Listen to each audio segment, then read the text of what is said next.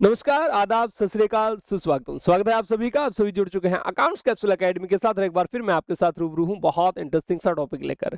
Sir, cash flow statement के बारे में हम डिस्कस कर रहे थे और cash flow from finance activity and investing activity पिछली हमने वीडियो में पढ़ ली थी। आज हम cash flow from operating activity का फॉर्मेट पढ़ेंगे कि कैसे कैसे हम क्या क्या उस फॉर्मेट में लिखेंगे और किस तरीके से हम कैलकुलेट करेंगे cash flow from operating activity. दूसरा, हम कुछ मेन पॉइंट्स के ऊपर डिस्कस करेंगे जो आपके एग्जाम्स में आते हैं उसके ऊपर। मेनली हमारा जो आज का फोकस रहेगा वो उन पॉइंट्स में प्रोविजन फॉर टैक्स रहेगा। टैक्स जो हमारा मेन जो है पॉइंट रहेगा, इसके ऊपर हम डिस्कस करेंगे। फिलहाल पिछली वीडियो में हमने एक फॉर्मेट पढ़ा और उस फॉर्मेट में हमने पढ़ा था कि किस तरीके से net profit before tax and extraordinary item की कैलकुलेशन की जाती है। किस तरीके से net profit before tax and extraordinary item की कैलकुलेशन की जाती है। हमें मे बी क्वेश्चन में net profit after tax and extraordinary item दिया हुआ मिले। कहां से? हमें बैलेंस शीट दी होगी, तो बैलेंस शीट दी होगी तो हमने कल भी डिस्कस किया था, बैलेंस शीट दे रखी है तो उसमें रिजर्व एंड सरप्लस के अंदर नोट्स टू अकाउंट्स में आपको दिखाई देगा स्टेट या balance in statement of P and L. आपने वहां से देखना है current year minus previous year. आपने उठा करके वो जो प्रॉफिट होगा वो यहां पे लिख देना है।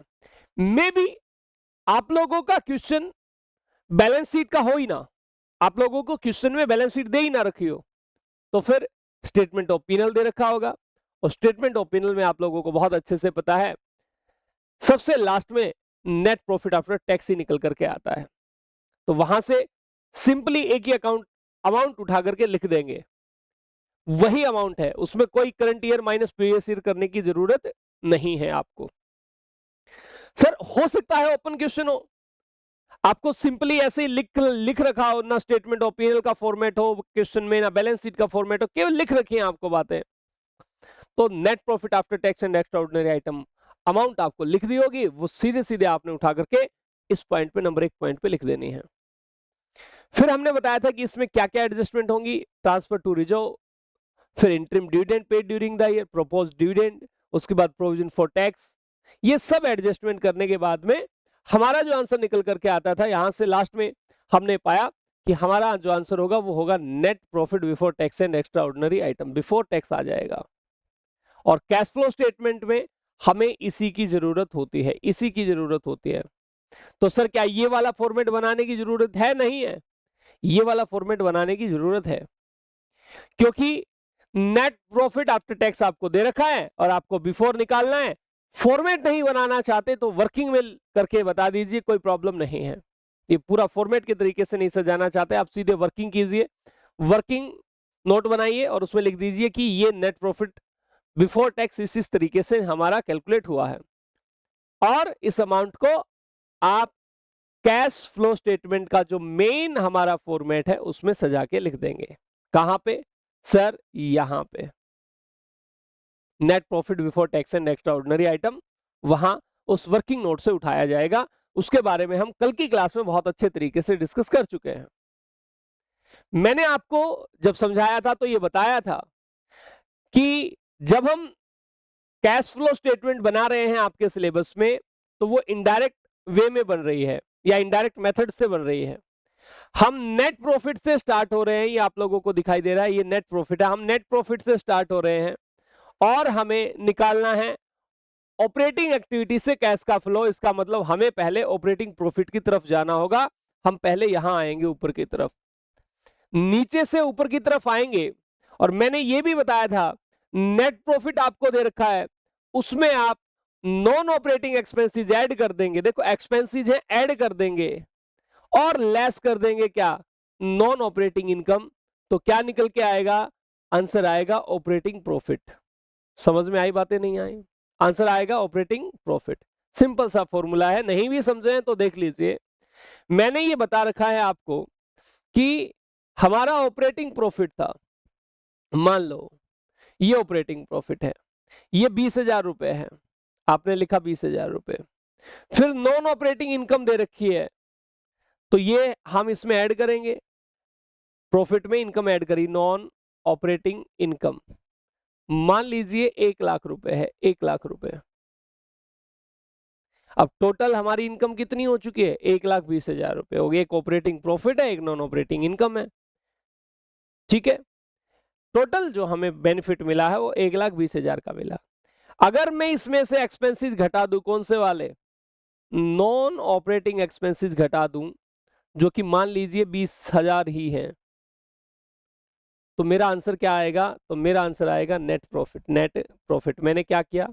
ऑपरेटिंग प्रॉफिट में नॉन ऑपरेटिंग इनकम ऐड करा है और माइनस कर दिया नॉन ऑपरेटिंग एक्सपेंसेस, तो निकल के क्या आया है? आंसर आएगा हमारा नेट प्रॉफिट।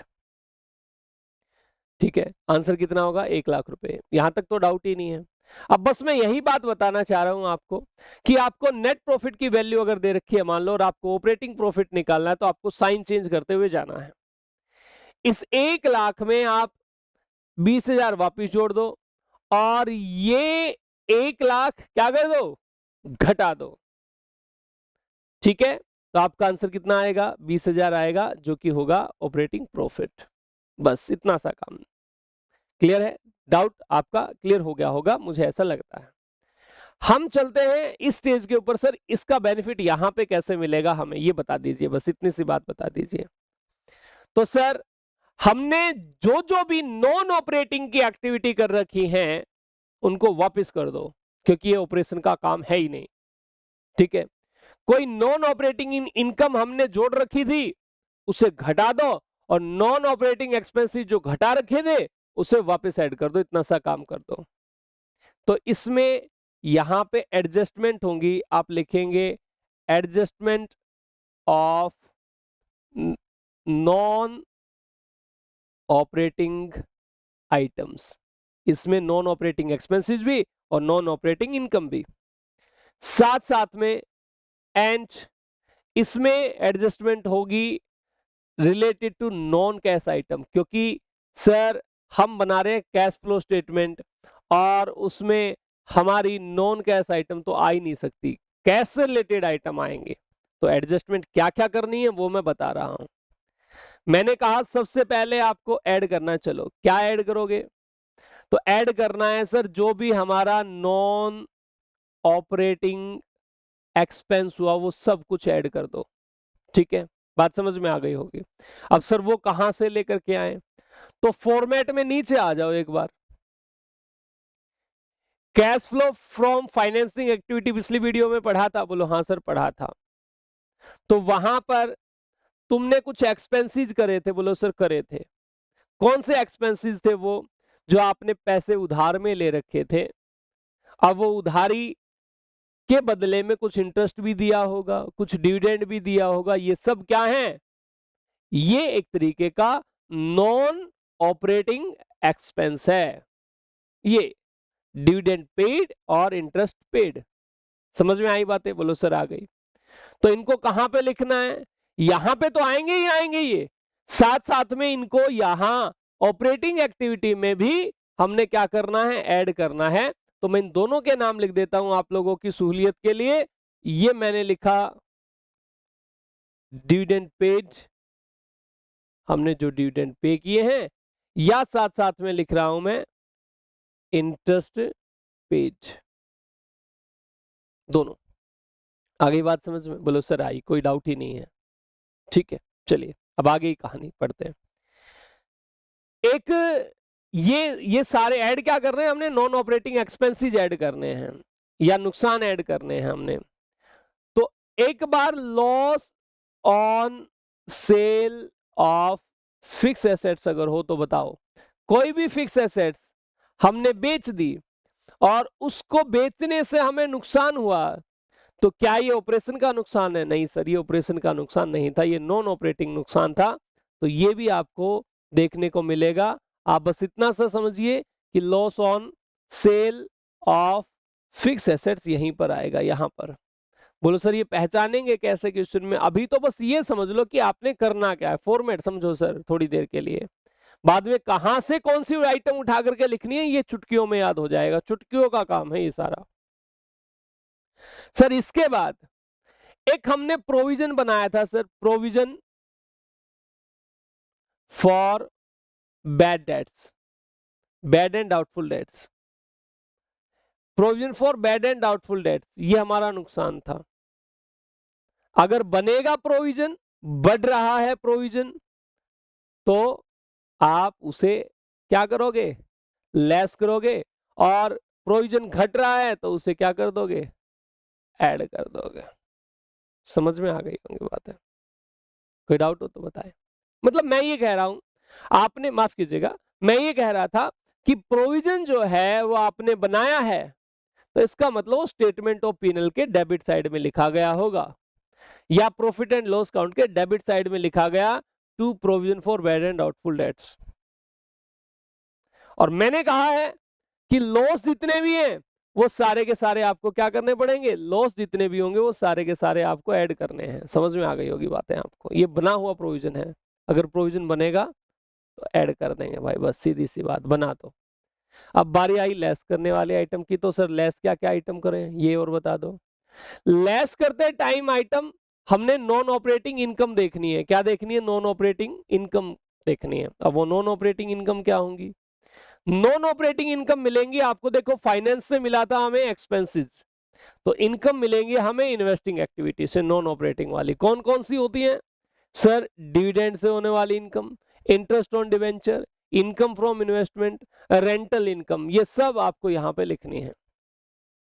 क्या क्या है? सबसे पहली है, मान लिया रेंटल इनकम, इसके बाद है डिविडेंड से होने वाली इनकम, इनकम बता रहा हूं सर मैं, वहां ऊपर इनकम पेड है, ठीक है। इसके बाद इंटरेस्ट से होने वाली, इंटरेस्ट ऑन इन्वेस्टमेंट, इन्वेस्टमेंट पे इंटरेस्ट हमें मिला है, तो इंटरेस्ट पे इंटरेस्ट, इन्वेस्टमेंट पे इंटरेस्ट मिला है तो हम उसे लेस करेंगे फिलहाल, कि उल्टा चल रहा है सिस्टम भैया, नीचे से ऊपर की तरफ जा रहे हैं फिलहाल, कोई डाउट ही नहीं है। सर ये चीज होने के बाद में अगर आपने प्रोविजन कम किया था, प्रोविजन आपका घट गया था, तो प्रोविजन में पहले आपके पास बैलेंस था, प्रोविजन का घटना आपके लिए बेनिफिट था, आपने क्रेडिट किया था, और मैंने बताया कि बेनिफिट आपने लेस करने हैं फिलहाल, क्योंकि उल्टे चल रहे हैं हम। प्रोविजन फॉर बैड डेट्स या बैड एंड डाउटफुल डेट्स, ये कर देंगे। सर नॉन ऑपरेटिंग एक्सपेंसेस ये सारे हैं, और नॉन ऑपरेटिंग इनकम ये सारी हैं। एक्सपेंसेस को हमने किया है ऐड, और इनकम को हमने किया है लेस, बस बात यही थी। अब एडजस्टमेंट नॉन ऑपरेटिंग आइटम्स की तो हो चुकी है, लेकिन नॉन कैश आइटम की कहां से लेके आओगे? अब नॉन कैश आइटम में क्या देखना है आपने, सुनो। एक आप पे करते हो माफ कीजिएगा, डेप्रिसिएशन, क्या ये कैश आइटम है? क्या बिजनेस से कोई कैश बाहर जा रहा है, या हम अपने आप को ही बुद्धू बना रहे हैं? एक दराज से पैसा निकाल करके, एक जेब से पैसा निकाल करके और दूसरी जेब में डाल लिया, बिजनेस में ही, बिजनेस से बाहर कुछ गया ही नहीं है, तो ये नॉन कैश आइटम है असल में। दो डिब्बे बना रखे, एक मशीनरी के नाम से, एक डेप्रिसिएशन के नाम से। मशीनरी की वैल्यू कम करी तो मशीनरी के डब्बे से कुछ निकाला, और वो फ्लो में नहीं गया, बाहर नहीं गया बिजनेस से, वो बिजनेस के अंदर ही रहा, वो दूसरे डिब्बे में चला गया, डेप्रिसिएशन नाम का एक डिब्बा था उसके अंदर, ऐसा समझ के। तो जब भी डेप्रिसिएशन लगेगा वो हमारे लिए नुकसान था, और मैंने कहा सर नुकसान, नुकसान कहां पे क्या करना है सर? ऐड करना फिलहाल के लिए, ठीक है। तो इसमें सर एक और चीज आएगी क्या, यहां पे ऐड करते टाइम लिख लेना डेप्रिसिएशन, और साथ साथ में लिख लेना अमोर्टाइजेशन। बोलो सर ये क्या होता है? डेप्रिसिएशन और अमोर्टाइजेशन। डेप्रिसिएशन टेंजिबल एसेट्स के ऊपर होता है, लेकिन अमोर्टाइजेशन वर्ड का यूज होता तो डेप्रिसिएशन ही है, लेकिन इंटेंजिबल एसेट्स के लिए डेप्रिसिएशन वर्ड यूज ना करके हम अमोर्टाइजेशन वर्ड यूज करते हैं। 11th क्लास में आपने पढ़ा था कि डेप्रिसिएशन के बहुत सारे नाम हैं, है ना? डिप्लेशन, डेप्रिसिएशन, अमोर्टाइजेशन, ये सब डेप्रिसिएशन ही है। तो ये हमने क्या करना है, ये ऐड कर देना है। इसके अलावा बाकी चीजें आएंगी वो क्वेश्चंस में धीरे धीरे देख लेंगे। समझ में आ गई बात है? बोलो सर आई। अब करना क्या है हमें, हमें ये प्रॉफिट दे रखा था पहले ही, या निकाला था? हमने निकाल लिया था नेट प्रॉफिट बिफोर टैक्स, क्योंकि हमें तो आफ्टर वाला दे रखा था, और वो हमें वर्किंग किया, उसके बाद में नेट प्रॉफिट बिफोर टैक्स निकला और वो हमने यहाँ पे लिख दिया। अब इसमें ऐड करते चलो ये वाली आइटम यहाँ पे ऐड करो, फिर इंटरेस्ट पे ऐड करो, फिर ये करो, ठीक है, उसके बाद प्रोविजन के बारे में करो। अच्छा मान लो gain from sale of assets, assets बेचने से गेन हुआ तो इनकम है, और इनकम को क्या करते हैं हम, इनकम को हम लेस करते हैं, gain on sale of fix assets, fixed assets बच्चों। जैसे लॉस आया था तो ऐड किया था, गेन आएगा तो लेस करेंगे। ये नीचे वाली सारी आइटम आपकी लेस होने वाले हैं, यहां लिख दो लेस होना, ब्रैकेट में दिखाओ लेस होना, फिर लेस होना, सब कुछ लेस करके दिखाया और हमारा एक आंसर आएगा, उसका नाम है operating profit before working capital change. क्या निकल के आएगा यहां से, ऑपरेटिंग प्रॉफिट आएगा। हमारे पास नेट प्रॉफिट आफ्टर टैक्स दे रखा था, पहले हमने निकाला नेट प्रॉफिट बिफोर टैक्स, फिर नेट प्रॉफिट से जाना है आपने ऑपरेटिंग प्रॉफिट की तरफ, तो ये कुछ एडजस्टमेंट कर दी, कौन कौन सी सर, हमने एक्सपेंसेस को ऐड कर दिया और इनकम को घटा दिया। अब फिलहाल हम यहां खड़े हुए, यहां पहुंचे हुए इस वाली स्टेज के ऊपर, ऑपरेटिंग प्रॉफिट के पास। अब वर्किंग कैपिटल चेंज से पहले का है और हमें चाहिए है वर्किंग कैपिटल चेंज के बाद का। सर हमें वर्किंग कैपिटल नहीं पता क्या होती है, डे टू डे के लिए भी हमें कुछ पैसों की जरूरत होती है, जो दैनिक पैसों की जरूरत होती है उसे हम वर्किंग कैपिटल कहते हैं। उसकी रिक्वायरमेंट को फुलफिल करने के लिए हमारे पास कितना पैसा, वो वर्किंग कैपिटल है। इसका फॉर्मूला है, जैसे मान लिया नेट वर्किंग कैपिटल मैं निकालना चाह रहा हूं, या वर्किंग कैपिटल ही समझ लो फिलहाल के लिए, तुम आप बड़ी क्लासेज में मत जाओ। वर्किंग कैपिटल का फॉर्मूला था करंट एसेट्स माइनस में करंट लायबिलिटी। समझ में आई बातें, बोलो हाँ सर आ गए। तो आपको यहां पर कुछ ऐड और लेस करना है, इसमें भी ये अमाउंट तो आ ही जाएगा, ये तो आपको ऊपर से ही निकाला है आपने ऐड और लेस करके। लेकिन अब इसके अंदर क्या ऐड और लेस करें सर, यहां पे क्या और ऐड लेस करें, तो ये दो चीजें, करंट एसेट्स और करंट लायबिलिटी, इनको ऐड और लेस करना है। क्या करना है सुनो सर, करंट एसेट्स, अब यहां से जो है, यहां से हमारा सिस्टम पॉजिटिव होना शुरू हो जाता है। इससे पहले तो क्या था, इनडायरेक्ट था, यहां से डायरेक्ट सिस्टम शुरू हो जाता है। कैश आया तो ऐड करो, कैश गया तो लेस करो। ऊपर क्या हो रहा था, फायदा हो रहा था तो लेस कर रहे थे, और नुकसान था तो ऐड कर रहे थे। Operating profit before working capital change के बाद फॉर्मेट सीधा सीधा सीधा सीधा होता जाता है। ठीक है, बोलो हाँ सर, बात तो समझ में आई। तो आपने दो ही चीजें ऐड और लेस करनी है, एक करंट एसेट्स और दूसरा करंट लायबिलिटी। ठीक है, एक करंट एसेट्स और दूसरा करंट लायबिलिटी। कोई डाउट हो तो बता दो, नहीं है। एक बात बताएं, आपके पास करंट एसेट्स थी, पहले साल और पिछले साल का बैलेंस दे रखा है। मान लो पिछले साल 1,50,000 की आपके पास में करंट एसेट्स थी, अब हो गई 2 लाख रुपए की। क्या लगता है, खरीदी होगी बेची होगी? पिछले साल 1,50,000 की थी, अब की बार 2 लाख की हो गई है आपकी एसेट्स, करंट एसेट्स।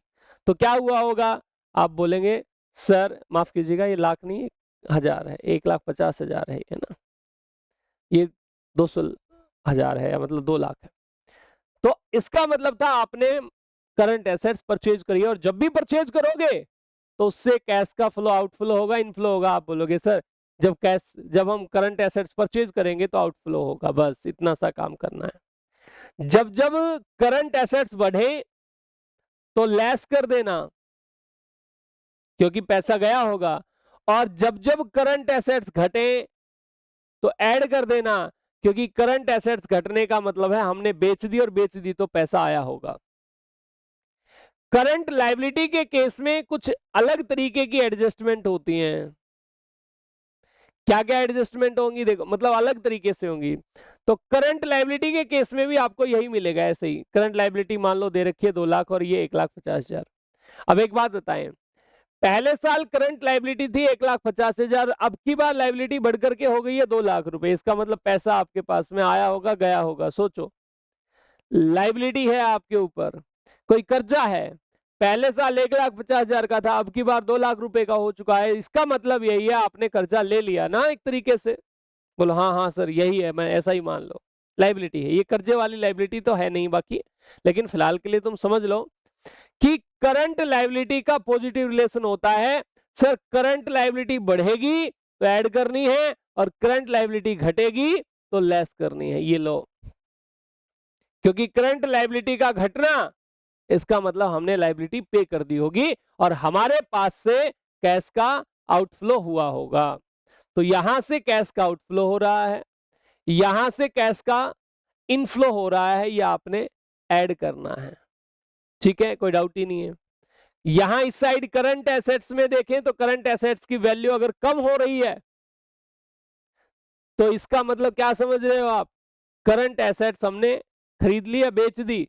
सोचिए, करंट एसेट्स की वैल्यू कम हो रही है, इसका मतलब वो हमने बेच दी, और बेच दी तो हमारे पास में फ्लो आएगा, इसका मतलब ये भी हमने क्या करना है? ऐड करना है। और सर करंट एसेट्स अगर बढ़ रही हैं, इसका मतलब हमारे पास करंट एसेट्स पहले थी हमारे पास 1,50,000 की, अब बढ़ करके 2 लाख रुपए की हो गई है, इसका मतलब क्या है? इसका मतलब हमने करंट एसेट्स खरीदी होंगी। ठीक है, और खरीदी है तो सर हमारे पास से कैश का फ्लो जाएगा, लेस होगा, बस इतना सा, ज्यादा पजल नहीं होना है, कुछ मत करो, इतना सा याद रखो केवल। करंट एसेट्स का कैसा नेचर होता है? करंट एसेट्स का मान लो नेगेटिव नेचर, और करंट लायबिलिटी का मान लो पॉजिटिव नेचर। ठीक है, अब करंट एसेट्स बढ़ेंगी तो कैश का फ्लो कैसा होगा? नेगेटिव होगा। करंट एसेट्स बढ़ने पर कैश का फ्लो नेगेटिव होगा, और करंट एसेट्स घटने पर कैश का फ्लो पॉजिटिव होगा। बस इतना सा याद रखना। करंट लायबिलिटी का नेचर ही पॉजिटिव है, तो करंट लायबिलिटी बढ़ेंगी तो कैश फ्लो भी बढ़ेगा, और करंट लायबिलिटी घटेंगी तो कैश फ्लो भी घटेगा।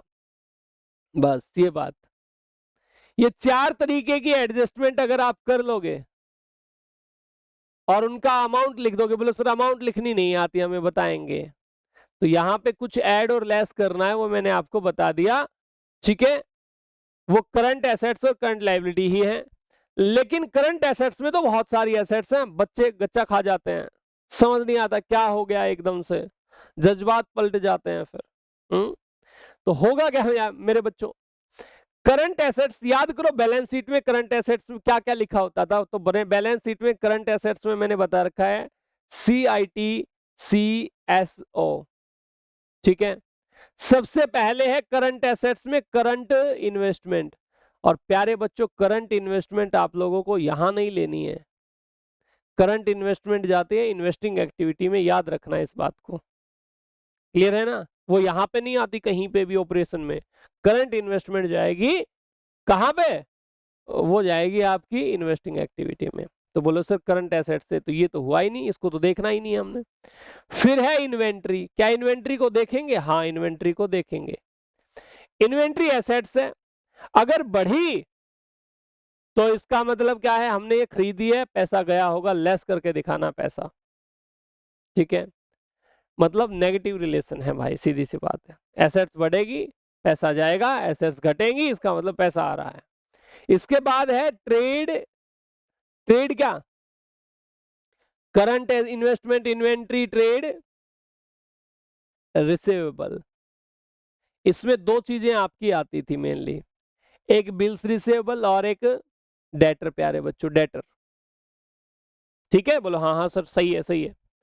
तो इनको जरूर लेना है, इन्वेंट्री लेनी है और ट्रेड रिसीवेबल जरूर देखना है। समझ में आई बात? इसके बाद है cash and cash equivalent. Cash and cash equivalent, तो कैश एंड कैश इक्विवेलेंट के लिए मैंने बता रखा है, ये तो सबसे लास्ट में लिखा जाना है। देखो इसी फॉर्मेट में, यहां पे देखिए, आपने जब नेट कैश इंक्रीज या डिक्रीज निकाल लिया है पूरे साल का, उसमें आप साल के शुरुआत का कैश और जोड़ दीजिए, तो आपकी जेब में कितना cash at the end of the year पड़ा हुआ है वो पता चल जाएगा। मैंने पूरे साल कमाया, ये नेट कैश इंक्रीज या डिक्रीज से पता चल जाएगा। मान लिया 2 लाख कमाए, और 1 लाख मेरे पास पहले से थे, ये cash and cash equivalent opening वाले। 2 लाख कमाया, 1 लाख पहले से था, इसका मतलब 3 लाख हो गए। कब सर? At the end. तो ये 3 लाख आंसर अपने आप से आ जाएगा। और यही आंसर आपको चेक करना है, मैंने बताया भी था। कहां से? जो cash and cash equivalent at the end का जो आपका आंसर आएगा, वो आपने बैलेंस शीट में ही कैश एंड कैश इक्विवेलेंट आप लोगों को लिखा होगा। उसमें दोनों ही ईयर के बैलेंसेस दे रखे होंगे, मैच कर लेना। करंट ईयर के क्लोजिंग बैलेंस के बराबर है आपका बैलेंस, आपकी कैश फ्लो स्टेटमेंट का बैलेंस। तो क्वेश्चन पूरा का पूरा ठीक है, कोई गलती नहीं करी होगी आपने। ठीक है, बोलो हाँ सर, बात समझ में आई। इसके बाद में short term loan and advance ना, और इनके बारे में मैं आपको क्या बता चुका हूं कि इन पे भी ध्यान नहीं देना है। इसके बाद में है अदर करंट एसेट्स। ठीक है, अदर करंट एसेट्स। अब इनमें क्या क्या हो सकता है? करंट के एसेट्स, अदर करंट के एसेट्स, मैंने बताया था एडवांस में कोई आपने एक्सपेंसेस पे कर दिया, एडवांस में कोई एक्सपेंस दे दिया आपने, ठीक है, तो वो यहीं पे आएगा। एक होता है accrued, accrued income earn but not received, income कमा ली लेकिन मिली नहीं है, इनकम कमा ली लेकिन मिली नहीं है, तो हमारी एसेट्स है, वो भी यहीं पे आएगी। ठीक है, तो इन दो चीजों का ध्यान रखना, एक एडवांस एक्सपेंसेस आपकी एसेट्स है और एक एक्रूड इनकम आपकी एसेट्स है, ये ध्यान रखना है आपने बस। इसके बाद पहुंचे करंट लायबिलिटी के ऊपर। अब करंट लायबिलिटी में क्या क्या होगा? करंट लायबिलिटी में बैलेंस शीट में ध्यान दो क्या लिखा होता था, सबसे पहले लिखा होता था शॉर्ट टर्म बोरोइंग। और मैंने बताया ये जो बोरोइंग है ये फाइनेंस एक्टिविटी का पार्ट होता है, इन्वेस्टिंग एक्टिविटी में सीधे कुछ नहीं लिखा जाता यहां से, कोई बात नहीं।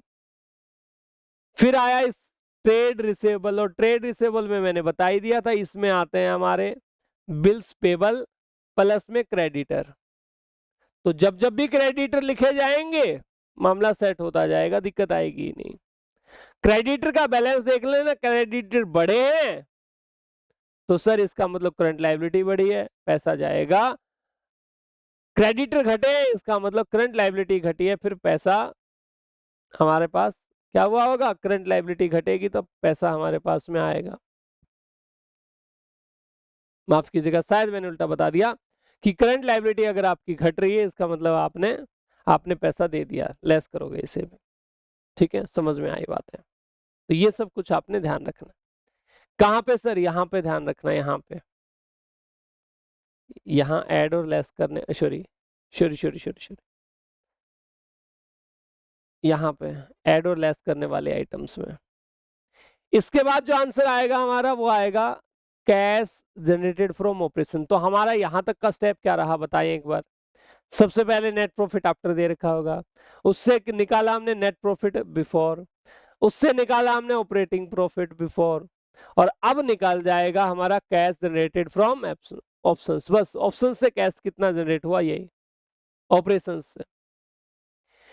और आपको एक एडजस्टमेंट करनी है, वो है हमारी इनकम टैक्स पेड। बोलो सर इसके बारे में हमने कहीं और भी करी थी एडजस्टमेंट? हाँ करी थी, यहां पर, यहां ये रहा provision for tax made during the year, साल के दौरान प्रोविजन बनाया हमने तो वो यहाँ पे ऐड किया जाता है। लेकिन याद रखना ये तो हमारा उल्टा चक्कर चल रहा था, और यहाँ ऑपरेटिंग प्रॉफिट आने के बाद में, ये आने के बाद में चक्कर कैसा चलता गया? सीधा चलता गया। तो इनकम टैक्स अगर पेड करोगे तो सर पैसा आपके पास से जाएगा, आपके पास आएगा नहीं, इसलिए लेस करके लिख रखी है इसमें से आप उन्होंने। फिर क्या लिख रखा है? बोले sir net of tax refund लिख रखा है, इसका मतलब क्या है? अरे इनकम टैक्स पेड आपने लेस कर दिया, अगर रिफंड आ जाए तो क्या उसे ऐड नहीं करोगे? क्या उसे कैश का फ्लो नहीं मानोगे? बोलो सर मानेंगे तो ऐड कर देंगे, बस इतना सा। ठीक है, बोलो हाँ सर। इसके बाद तुम्हारा ऑपरेशन से कैश जनरेट कितना होगा ये निकल के आ चुका है आंसर। अब इसमें तुमने एक्स्ट्रा ऑर्डिनरी आइटम्स को भी लिख देना है गलती से। क्या क्या बताया था मैंने एक बताया था, आपको कोई लॉस हुआ, ठीक है, उसका क्लेम मिल गया, तो क्लेम मिलेगा, तो claim on loss of goods, loss of goods. प्यारे बच्चों फिक्स एसेट्स मत लिख देना, ठीक है, क्योंकि फिक्स एसेट्स जो होंगे उनके ऊपर अगर आपको क्लेम मिल रहा है तो वो इन्वेस्टिंग एक्टिविटी में क्या किया जाता है, ऐड करके दिखाया जाता है, ना कि cash flow from operating activity के फॉर्मेट में। यहां नहीं दिखाया जाएगा उसे। समझ में आई बात है? बोलो सर आ गई, डाउट ही नहीं है।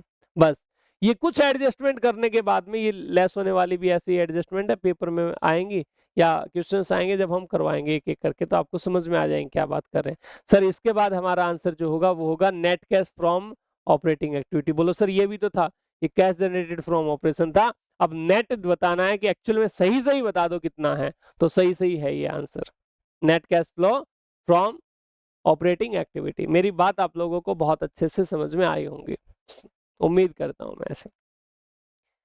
सर कल इसके कुछ आइटम्स, कल इसके कुछ टॉपिक्स के बारे में बात करेंगे, कुछ मेन आइटम्स जो है उनके बारे में डिस्कस करेंगे। फिर आपके क्वेश्चंस आज के 3 दिन के बाद आप क्वेश्चन बना करके देख लेना। आपसे कोई क्वेश्चन ना बने तो बताना कि सर आपने समझाया था और हमसे क्वेश्चन नहीं बना। कुछ क्लासेज और रहती हैं आपकी, ये थ्योरेटिकल पोर्शन की, बोलो सर नींद आ जाती है थ्योरेटिकल पोर्शन में। प्यारे बच्चों अगर ये नहीं पोर्शन पढ़ोगे और सीधे क्वेश्चन करना शुरू कर दोगे तो आपको ये तो पता हो जाएगा काफी बार कि अच्छा ये चीजों से यहाँ से पैसा निकालना है या ये करना है, लेकिन आप सही क्वेश्चन नहीं बना पाओगे, ऐसा डिफिकल्ट कई बार दे देता है वो। तो ध्यान रखना, बेसिक बातों को बहुत बहुत बारीकी के साथ पढ़ते हुए चलो फिलहाल के दौर में, फिर तो आपने सिलेक्टिव पढ़ना ही है, ठीक है। चलिए आज इतना ही करेंगे, इसके बाद हमारी जो क्लास होगी उसमें हम मेन वर्क पे आएंगे, जो भले ही थ्योरेटिकल आपको नजर आता है लेकिन उसका जो रिजल्ट होगा वो हमें कहाँ पे ज्यादा कवर कर देगा, वो हमें देगा न्यूमेरिकल पोर्शन पे ज्यादा कवर। तो कल उसी के बारे में बात करते हैं। आज के लिए इतना ही, आप लोगों का दिन शुभ रहे।